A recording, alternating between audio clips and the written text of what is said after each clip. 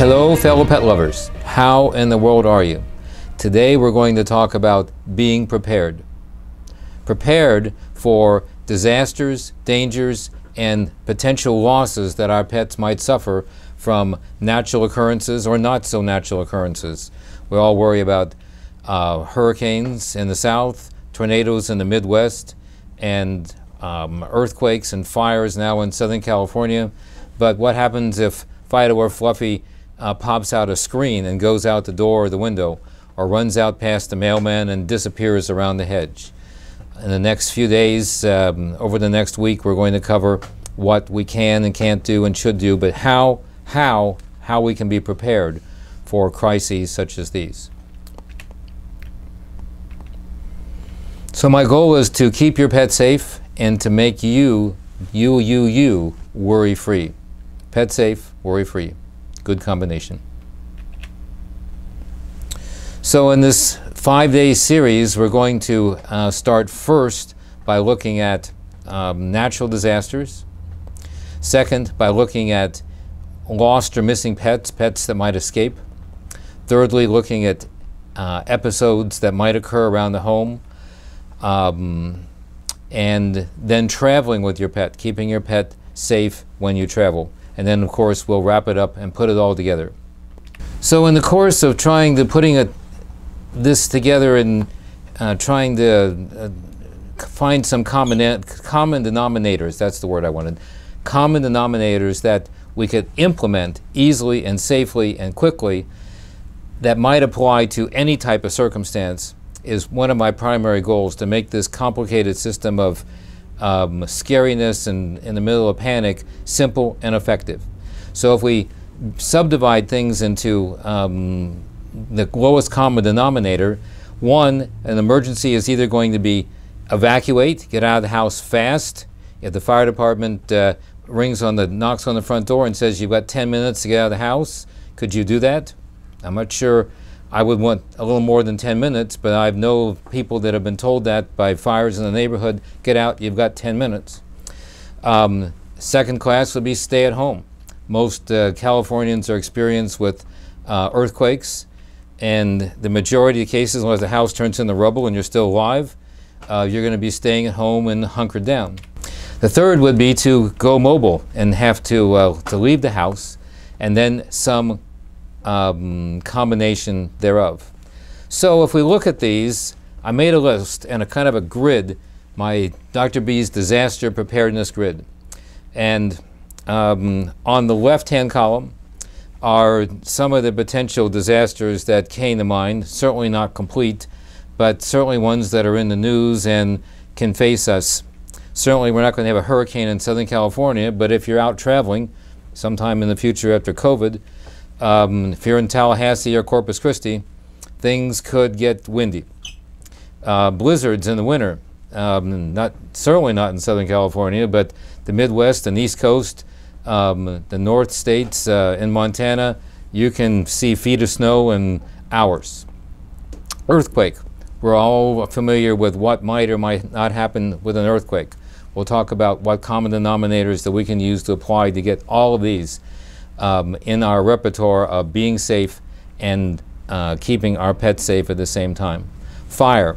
Firestorms are occurring throughout California and other states right now. Southern California, where we're at it right now, it just has a fire, what do they call it?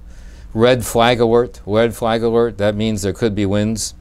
For those of you that don't live around here, we have something called Santa Anas. That's what the locals call them. A meteorologic condition, picture California, far west of the United States, if you don't have a good geography map in your mind. Somewhere on the other side in the high desert around lower Utah and above the Las Vegas, Palm Springs area, a big high develops. And that big high creates a pressure system that moves air from there to us. And we're not talking about 5 and 10 mile an hour breezes. We're talking about 20 and 30 and 40 mile an hour gusts.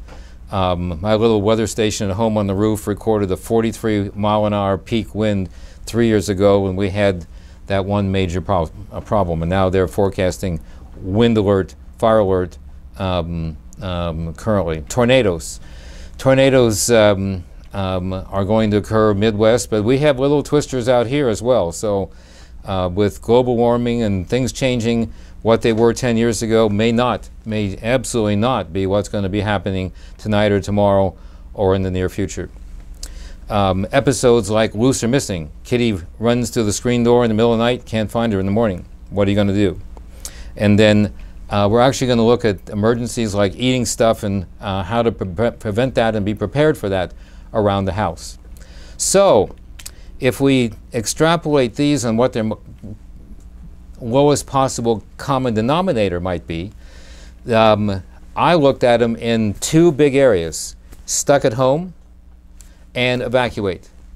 I initially was going to look at stuck at home, but after COVID, the entire world knows exactly, or reasonably exactly, what to do when you're stuck at home, and how to semi-be prepared for that. We all saw the mass panic buying and the shortages that occurred in the first few weeks, almost month of the COVID crisis. That has been assuaged a lot, and we'll look at that later as we wrap things up. But our primary concern right now is whether or not we have to evacuate, and if we do, what we can do, because hurricanes, tsunamis, fire, I put in tsunami. I think my house is far enough away from the ocean, but if you're on the beach, you probably should pay more attention to tsunamis. I don't know a critical amount of tsunamis. I know Hawaii has a early warning system implemented around the island. I think they're called dart buoys that record the waves and send in information on whether or not there's an alert or the like. But it used to be you had about 5 minutes of warning. That's not a lot. I think there's a little more right now, but not a lot of time to get out of the house. So that knock on your door, emergency call, get out of the house in 10 minutes really could happen in an area like that. And of course, loose and missing and eating stuff is going to require some type of specific action, and that specific action we'll look at in the days to come on. So in this first day round of preparedness, we're going to continue with the plan that we're going to create and implement specifically for you so that you can make sure that your pets are safe and you can get out of the house as well. So the common denominators that we saw are control, confinement, and transport. So if you got a piece of paper, a little notebook, napkin, I'll take anything that we can get, but it's important to be able to record your thoughts and observations as we go through this, and then to permanentize them. Did I make up that word? I'll stay with it. To permanentize the information so that we can use it easily and quickly as a major resource in a crisis. So what does immediate control look like for you and for your pets? Think about that in your home. Right now, if the I was going to say the fireman ran, knocked on the door, but during that last crisis 3 years ago when we had to evacuate the house because of fires, the telephone rang and a recording said, you're under evacuation orders. I don't remember exactly what it said, but get out now. So the phone could ring, answer it. I think that was, you'll get alerts on your cell phone. That was actually the old-fashioned landline that rang and said that. We'll come back to being other technological ways of being prepared and resources that we have in the latter days of the 5-day challenge. So what does immediate control look like for you right now in your house? Think about this. Cats are not dogs. I know that sounds ridiculous, and most of us are thinking about our dogs because we're with them and are walking them and things like that. But in the middle of a crisis, the dog is going to be kind of at your feet excited, and the cat is going to be more and more and more likely to have disappeared back in the corner. you're concerned, the dogs know you're concerned, the cats know you're concerned, and they react accordingly. And that accordingly is their normal personality is to hunker down and disappear. And we need to be able to figure out or remember where their favorite hiding places are and to be able to retrieve them safely and quickly. So write it down. Write down what your first impressions are of what you're going to do in this immediate steps of finding your pets and keeping them under control. Well, this slide is to remind me that obviously if there's you're going to know whether or not you want to evacuate or stay at home immediately. So the following scenario for the rest of the day is going to be, we need to get out of Dodge now. So write it down. Write down what your immediate control looks like for you and your pets. I'm not going to pause too long here, but in the future, if you're listening to this recording, you can pause the recording, pencil this out. That's probably a good plan. What's it look like if you're going to have to transport your pets? If you got to go from home to the place of your choice. That's one of the things that we'll talk about. You need a destination pre-planned. Your vet, like me, could be a good resource if you got to get out of the house very quickly. A friend, neighbor, relative in a safe zone would be another choice. A boarding kennel that you had things prearranged with, possibly. But if, like with fire right now, I know that my dogs and cats and everything in the house are going to come to the office and park down here until the storm is over. And then think about what temporary confinement looks like.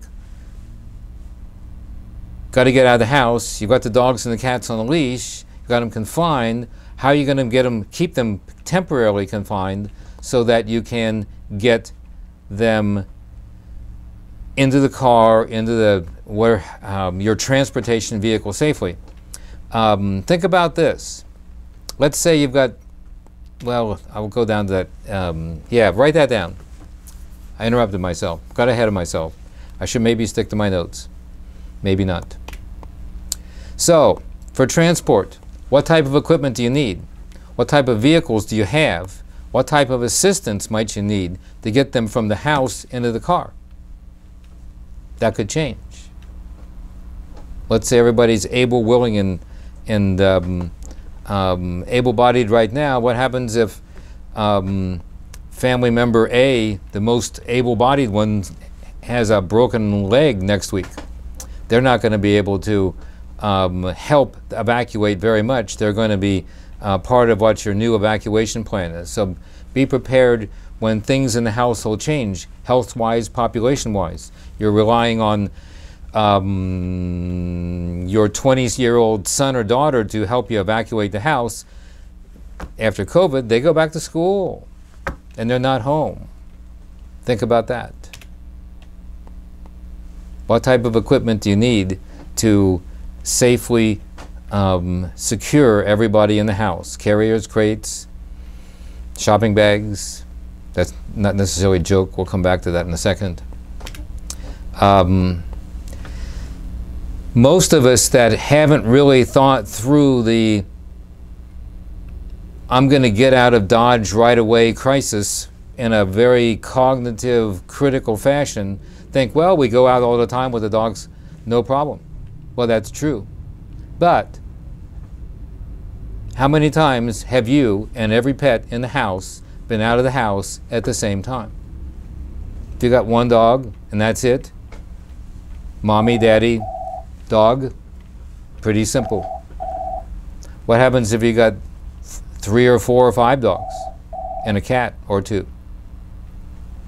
How many times have all 5 dogs been out of the house in the same car at the same time? Let alone the cat or 2 and all the family members. Maybe you've got multiple cars. That's good if you've got multiple pets. So the example I was thinking of that I did when I made my notes is a family with 2 dogs, a cat, 2 kids, and 2 adults. That's 7 heartbeats in the house. Is that right? 2, 4, 6, 7. 7 heartbeats that are in the house that I got to get into, let's say, one car. Possible? Yes. Easy? Possibly. And my goal is to make it easier, but it's not going to be that easy if you've never done it before and you never thought about who's going to go where and how safely. So, right now, on your piece of paper, I'm no artist, so I was going to actually make a sketch for myself, and I got behind, didn't do this. Maybe I'll do it as my homework for getting through this challenge crisis.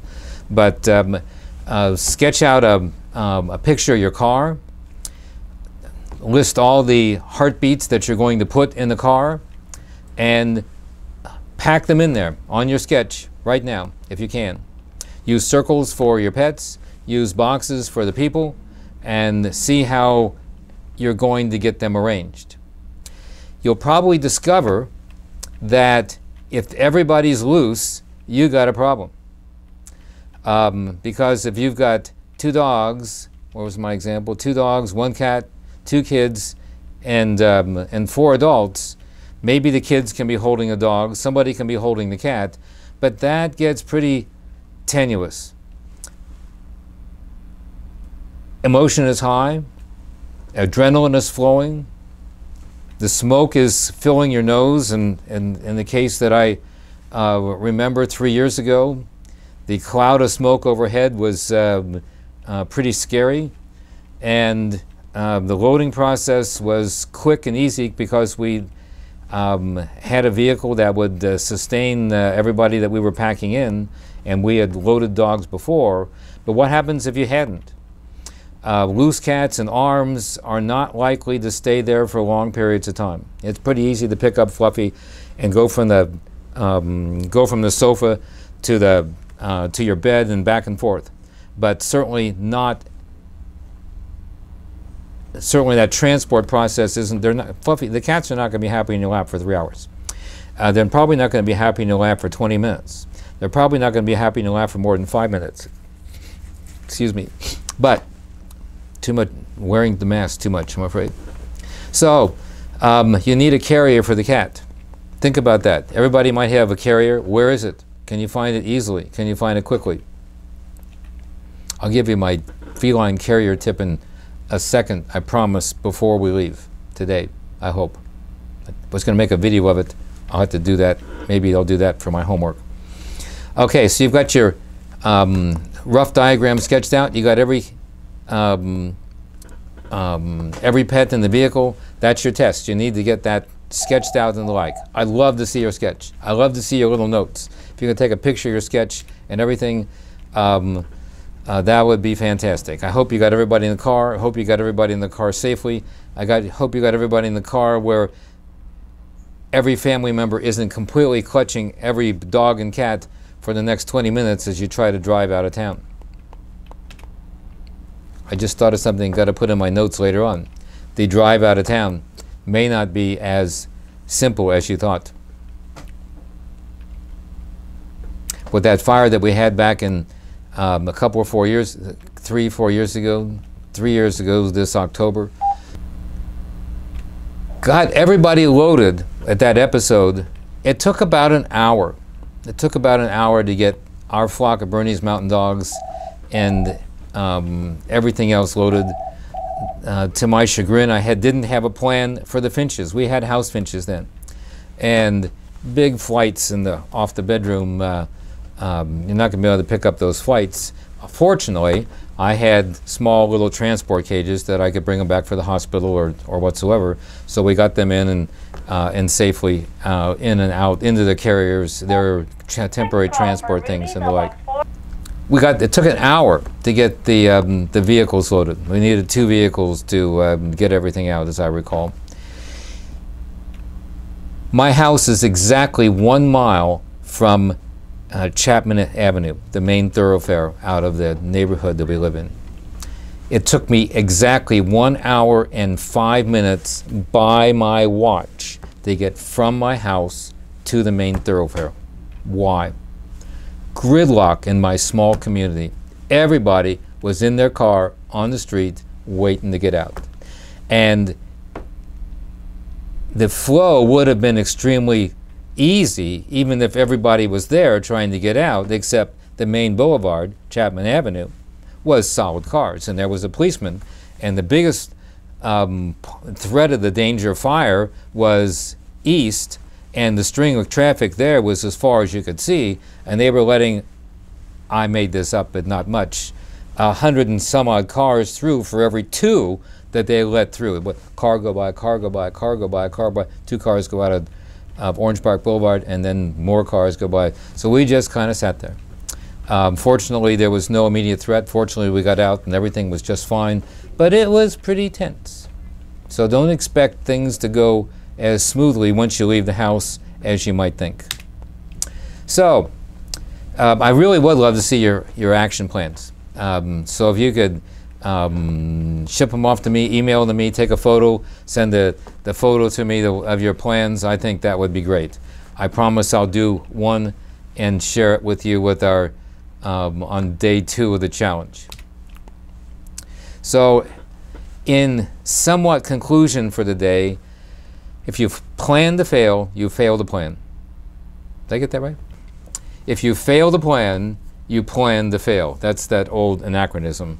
The one that makes, that I think I can quote from memory because I use it in the back of my mind all the time, I got from one of my urology professors back in school, Carl Osborne, a fine gentleman who loved the profession, loved the students, and was for decades, I believe he's retired now, the main guru in the world, I believe, for canine and feline urology. He created the Urology Center back in the Minnesota Urolith Center and the like. Carl taught me, a well-defined problem is half solved. A well-defined problem was half solved. And that certainly was applicable to, directed specifically at students and teaching them how to problem solve and fix their patients' problems. But if we apply that to any issue, particularly disaster, a well-prepared problem is more than half solved. And that's what I hope to implement with you and encourage you to do very emphatically, is to have a plan and be able to use it. So with that, it's me, Dr. B, signing off for the 5-day challenge. I can't wait until I see you in the next episode of the 5-day challenge. Thanks for joining me here today, and thank you for caring about your pets.